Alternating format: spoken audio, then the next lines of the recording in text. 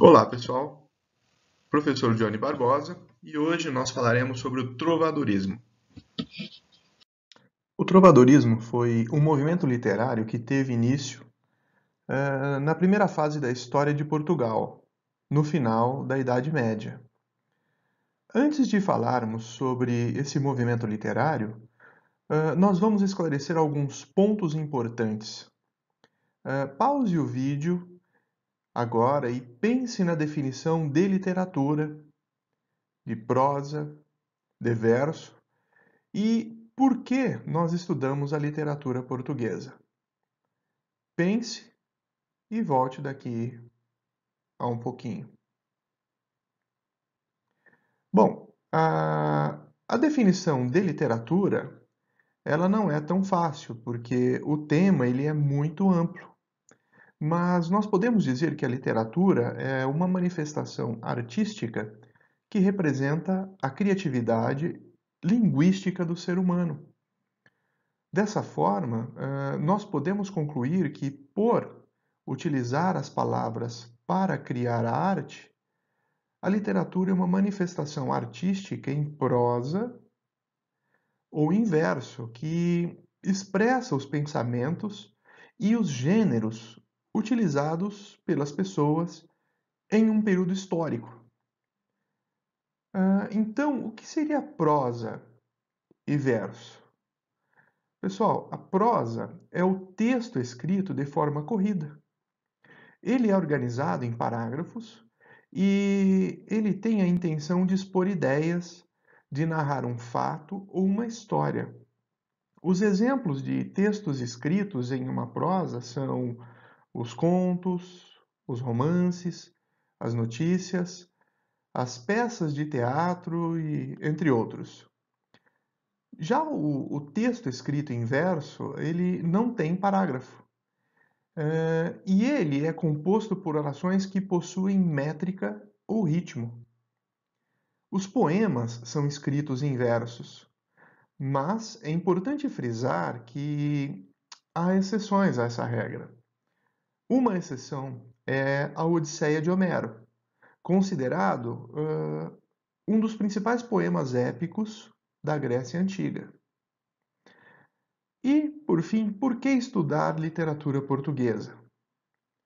Pessoal, nós estudamos a literatura portuguesa porque ela influenciou as produções literárias no Brasil. Exemplos disso são os autores Gonçalves Dias e o Mário de Andrade, que produziram poemas influenciados pelo trovadorismo. Esta linha do tempo ela ilustra a evolução dos movimentos literários em Portugal. Como vocês podem ver, a primeira fase da produção literária teve início em 1189. E logo depois do trovadorismo, nós teremos o humanismo, o classicismo, o barroco, o arcadismo, o romantismo. Em seguida vem o realismo, juntamente com o naturalismo, o simbolismo e, por fim, nós chegamos no modernismo. Para nós entendermos como a literatura foi produzida durante o feudalismo, eu vou mostrar para vocês a seguir como a sociedade se organizava naquela época. Pessoal, essa é a estrutura social da época. A começar pelo castelo, no feudalismo, o castelo não era só a casa dos nobres, mas também se destinava à segurança dos camponeses quando o feudo era atacado. Por isso, eles geralmente eram construídos em terrenos elevados e eles tinham torres altas para abrigar os guardas e os arqueiros que faziam a segurança do local. Nos arredores do castelo, eles construíam a aldeia, que era majoritariamente habitada por servos e vilões. Os vilões também eram camponeses, mas eles tinham alguns privilégios. A igreja ela abrigava os sacerdotes, que, além de evangelizar, na época, eles exerciam grande influência na sociedade e também na política, tanto que muitos dos membros da igreja viviam entre os nobres. Já as terras do feudo eram divididas em senhorial, comunal e servil. O manso senhorial era a terra de uso exclusivo do senhor, e os servos eram obrigados a trabalhar nela de 2 ou 3 dias por semana, de 2 ou 3 dias por semana. A terra ou manso comunal era a terra que todos poderiam utilizar para pastagem ou também para pegar lenha, mas a caça nesse lugar geralmente era proibida. E o manso servil, que era a terra utilizada pelo servo para a produção do seu sustento e para pagar os tributos ou os impostos ao senhor feudal. E isso começou. Como que isso começou em Portugal? Nós vamos ver a seguir a história da formação da sociedade feudal na Idade Média Europeia. Bom, a Idade Média começou em 476 e terminou em 1453. Naquela época, a visão de mundo era teocêntrica. Em outras palavras, Deus estava no centro de tudo. A Igreja Católica influenciava muito os reis e os seus territórios.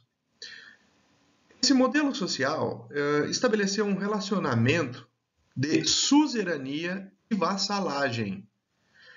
Nele, o suzerano ou senhor feudal, ele oferecia proteção e terras aos seus vassalos, para que eles pudessem plantar, fiar e produzir armas.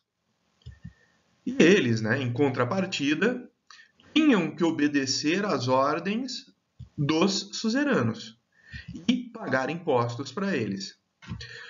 Muitas invasões nessa época e guerras por territórios, elas sempre aconteciam, porque quanto mais território, mais poder o senhor tinha. Mas, como foi dito, cabia ao suzerano proteger seus servos. Por isso, quando tinha uma guerra, eles, os senhores, eles iam combater. Já os vassalos, não.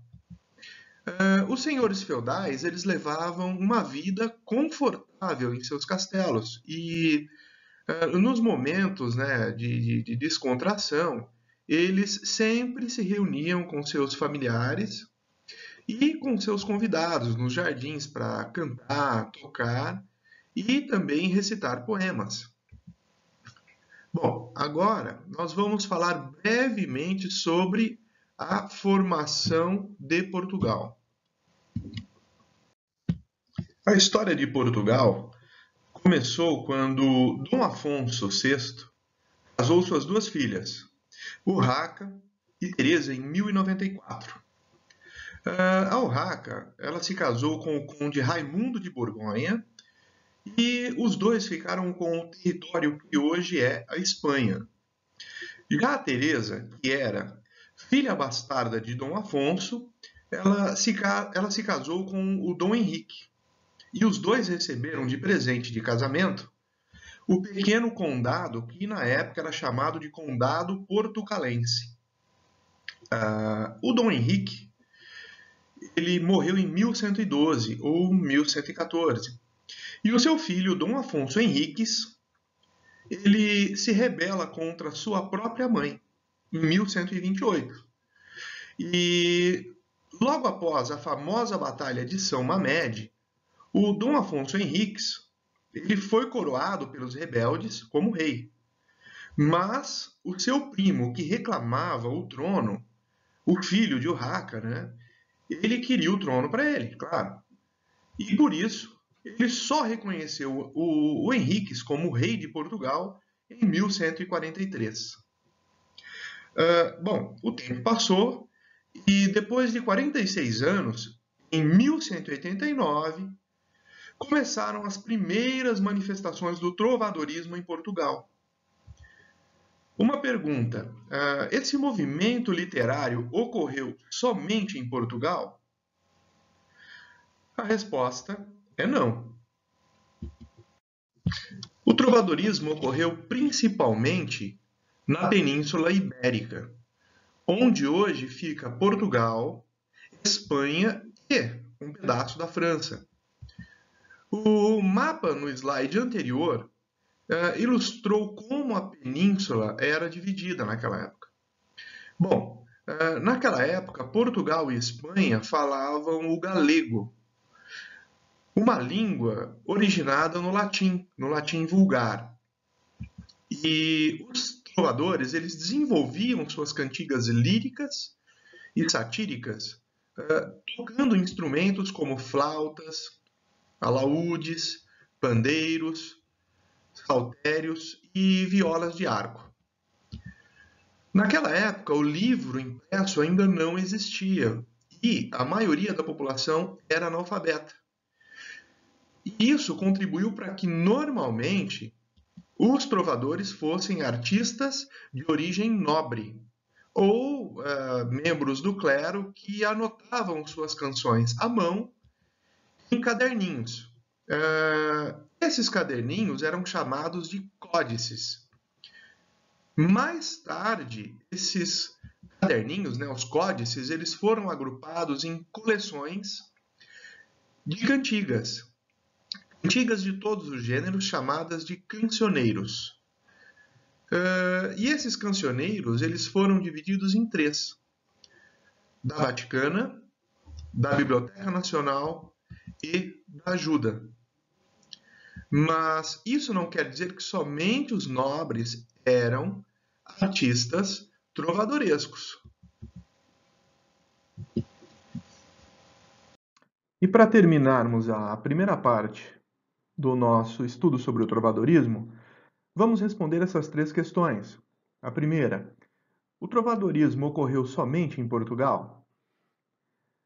Quais são os dois tipos de cantigas desenvolvidas pelos trovadores? E a última: o que eram os códices? Para responder essas perguntas, pause o vídeo e escreva suas respostas. Se for necessário, volte o vídeo e assista novamente o trecho que ajudará você a respondê-las. Até já. Vamos checar as respostas. O trovadorismo ocorreu somente em Portugal? Não. O trovadorismo ocorreu na Península Ibérica, onde hoje fica Portugal, Espanha e parte da França. Quais são os dois tipos de cantigas desenvolvidas pelos trovadores? Líricas e satíricas. E a última, o que eram os códices? Os códices eram caderninhos que os trovadores usavam para anotar suas cantigas. E estes manuscritos formaram os três cancioneiros, da Vaticana, da Biblioteca Nacional e da Ajuda. Essa foi a primeira parte da nossa aula sobre o trovadorismo e eu vejo vocês no próximo vídeo. Até lá!